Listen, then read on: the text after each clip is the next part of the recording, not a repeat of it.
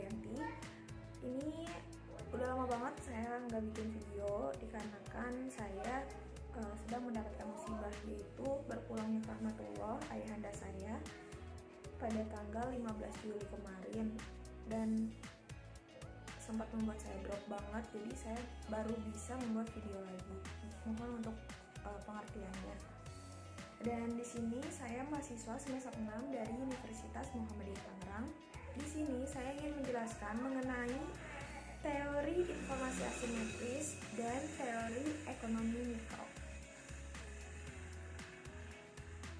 Teori informasi asimetris itu pertama kali dicetuskan oleh Arrow pada tahun 1963 dalam satu artikel yang berjudul Uncertainty and the Welfare Economy of Medical Care di jurnalnya, yaitu American Economic Review. Sedangkan istilah informasi asimetris digunakan oleh Akerlof pada tahun 1970 dalam karyanya yang berjudul The Market for Lemons, Quality, Uncertainty, and the Market Mechanism. Ia menyebutkan bahwa dalam pasar barang kacangan yang seperti itu, nilai rata-rata dari suatu komoditas cenderung turun, barang yang berkualitas bagus sekalipun. Penjual yang tidak memiliki nilai baik cenderung melakukan penipuan terhadap pembeli dengan memberi kesan seolah barang yang dijualnya itu bagus. Kondisi seperti ini membuat kebanyakan pembeli menghindari penipuan atau menolak melakukan transaksi dalam pasar seperti itu. Bahkan yang lebih buruk adalah menolak mengeluarkan uang besar dalam transaksi tersebut. Akibat hal tersebut, penjual yang benar-benar menjual barang dengan kualitas bagus menjadi tidak laku karena hanya dinilai murah oleh pembeli. Hingga akhirnya pasar justru dipenuhi oleh barang dengan kualitas yang buruk. Untuk itu, sangat diperlukan adanya kejujuran informasi yang diberikan antara penjual dengan pembeli. Sejumlah penelitian menunjukkan pengungkapan atau disclosure atas laporan keuangan dapat mengurangi informasi asimetris. Informasi akuntansi yang berkualitas berguna untuk investor untuk menurunkan ketidakseimbangan informasi ketika terjadi perbedaan informasi yang dimiliki secara investor dengan agen perusahaan, yaitu ketika investor memiliki informasi yang kurang lengkap, sedangkan agen perusahaan memiliki informasi yang lengkap. Maka, perbedaan tersebut dikenal sebagai informasi asimetris. Informasi asimetris dapat menyebabkan adanya kerugian bagi pihak investor, sehingga regulator selalu meminta agar perusahaan yang telah terdaftar di pasar bursa untuk melakukan transparansi dan mengumumkan seluruh informasi yang dimilikinya agar tidak ada pihak yang dirugikan. Informasi asimetris mempelajari mengenai penerbitan saham dengan informasi asimetris melalui berbagai waktu. Perusahaan yang memiliki informasi kurang baik atas aset mereka akan dinonaktifkan secepatnya karena hal itu dapat merugikan perusahaan untuk menunda pemberitahuan informasi tersebut. Akan tetapi, informasi yang berkualitas baik ditahan sampai harga saham kembali normal dan selanjutnya diinformasikan kepada publik untuk mendapatkan penghargaan yang pada akhirnya akan menaikkan harga saham perusahaan. Informasi asimetris terjadi karena adanya perbedaan kepentingan antara manajemen dengan pemilik modal. Suwarjono pada tahun 2014 mengatakan bahwa informasi asimetris adalah di mana manajemen sebagai pihak yang lebih menguasai informasi dibandingkan investor atau kreditor. Karena manajemen dan investor atau kreditor merupakan pihak-pihak yang berhubungan dengan kedua pihak tersebut dipandang sebagai hubungan yang keagenan.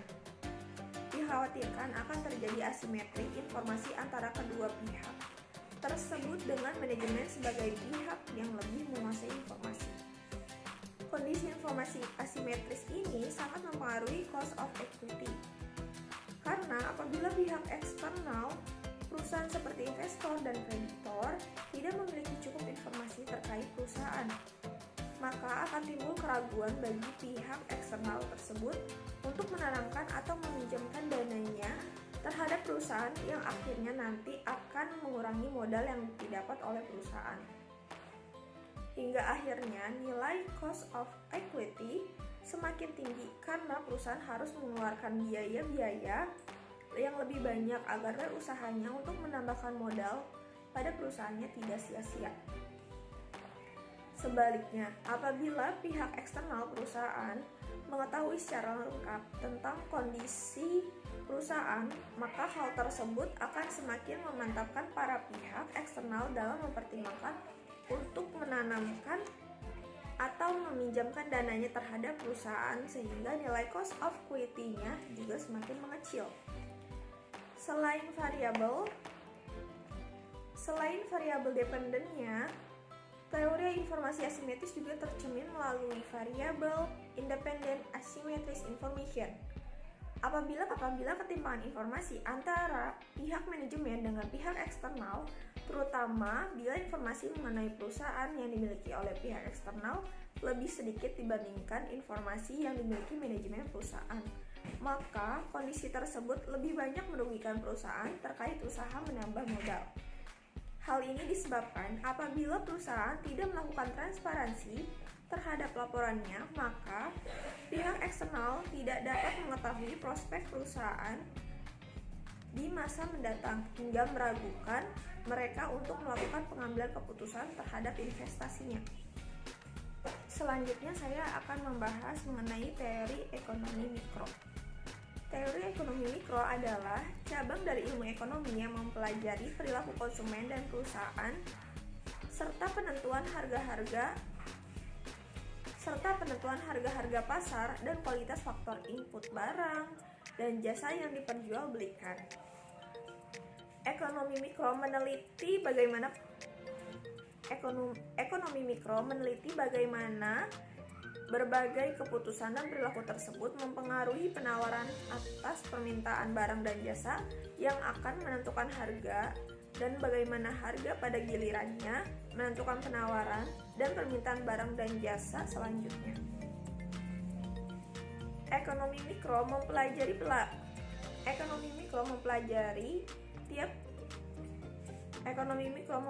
bagaimana perilaku tiap-tiap individu dalam setiap unit ekonomi yang dapat berperan sebagai konsumen, pekerja, investor, pemilik tanah, ataupun perilaku dari sebuah industri.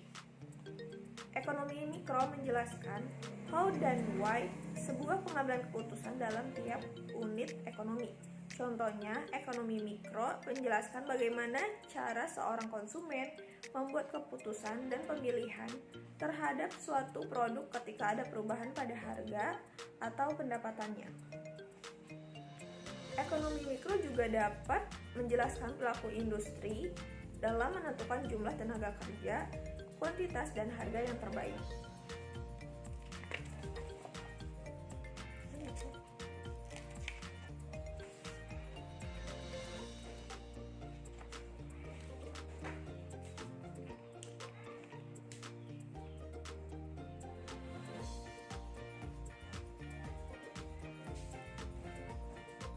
Ilmu ekonomi makro pada dasarnya mempelajari perilaku dari satuan pengambilan keputusan individu seperti konsumen, pemilik sumber daya, dan perusahaan-perusahaan dalam perekonomian bebas usaha.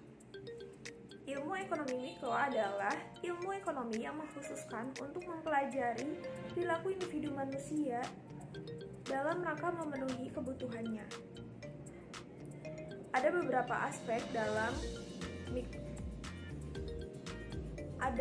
aspek dalam ekonomi mikro, yaitu analisis biaya manfaatnya, elastisitas, model-model pasar, dan teori permintaan dan penawaran. Dalam teori permintaan dan penawaran, ada beberapa komponen ekonomi mikro yang mempengaruhi permintaan dan penawaran suatu produk, barang, atau jasa. Yang pertama ada interaksi di pasar barang, yaitu kegiatan atau aktivitas yang terjadi dalam pasar barang. Pada dasarnya, dari sudut pandang ekonomi mikro, perekonomian sebenarnya tersusun dari gabungan dari berbagai jenis pasar, termasuk pasar barang. Dengan begitu, corak perekonomiannya bisa diketahui dengan memperhatikan corak operasi yang dilakukan pasar barang. Interaksi yang terlihat pada pasar barang adalah pada saat adanya interaksi antara penjual dan pembeli, atau konsumen dan produsen. Aktivitas ini secara tidak sadar bisa membentuk suatu harga yang telah disepakati oleh kedua pihak yang bersangkutan, dan inilah yang biasanya menghasilkan sebuah harga keseimbangan dalam pasar. Adanya teori ekonomi mikro dapat mengetahui dan menganalisis permasalahan yang ada di dalam interaksi pasar tersebut. Yang B, ada tingkah laku pelaku ekonomi, yaitu ada penjual dan pembeli. Tingkah laku penjual dan pembeli dalam pasar merupakan salah satu komponen yang menjadi fokus pujian dari ekonomi mikro. Segala bentuk aktivitas yang dilakukan oleh produsen dan konsumen didasari dengan sebuah tujuan yang ingin dicapai. Pada ekonomi mikro, perilaku konsumen adalah bagaimana konsumen bisa mengambil kebutuhan hidupnya dengan pendapatan yang terbatas. Sedangkan pada produsen, tingkah laku yang menjadi fokus kajian adalah bagaimana mereka mencari keuntungan yang sebesar-besarnya. Ada beberapa asumsi yang bisa digunakan untuk menganalisis perilaku dari produsen dan konsumen, yaitu yang pertama, produsen dan konsumen melakukan aktivitas perekonomian secara rasional dan terbuka. Kedua, aktivitas konsumen dan produsen dalam pasar dilandasi dengan tujuan-tujuan yang ingin mereka capai. Yang ketiga, konsumen berusaha untuk mendapatkan kepuasan maksimal. Begitu juga dengan produsen yang menginginkan keuntungan maksimal. Lanjut ke poin C, yaitu adanya interaksi dalam pasar faktor. Pasar faktor fokus pada kajian interaksi yang terjadi antara penjual dan pembeli di dalamnya. Pasar-pasar faktor menjadi faktor kajian dalam ekonomi mikro karena menyediakan faktor-faktor produksi yang dibutuhkan oleh produsen rumah tangga yang bisa digunakan untuk menjalankan kegiatan produksi. Sekian penjelasan saya mengenai teori informasi asimetris dan teori ekonomi mikro. Wassalamualaikum warahmatullahi wabarakatuh.